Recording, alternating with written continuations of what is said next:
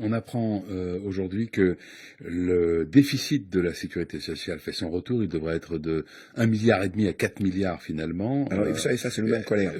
Alors ça vous met en colère, vous allez nous le dire, mais est-ce que vous redoutez que ça soit l'occasion de demander de nouveaux efforts aux hôpitaux?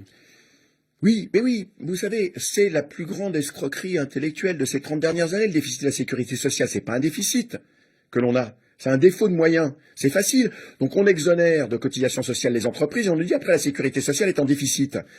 Aujourd'hui, la part du produit intérieur brut consacrée aux dépenses de santé stagne depuis 20 ans. Elle n'augmente pas. Or la population vieillit.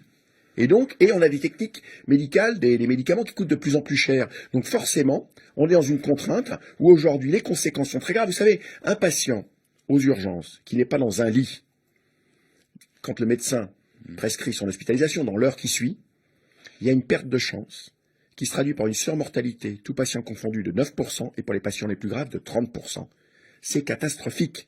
Voilà, il faut comprendre que aujourd'hui les députés qui votent une loi de finances de la sécurité sociale, qui génère un déficit, qui effectivement ensuite leur permet de dire faut faire des économies, moralement, ils sont responsables de morts par défaut de moyens dans les services d'urgence, de la maltraitance dans les maisons de retraite aujourd'hui. C'est ça la réalité. Donc c'est plusieurs décennies, effectivement, de politique, mais d'une politique constante que les gouvernements étaient de droite ou de gauche en France. D'ailleurs, la situation est la même dans beaucoup de pays riches et développés. Regardez la Grande-Bretagne avec leur système de santé qui s'est effondré après l'arrivée au pouvoir de Madame Thatcher.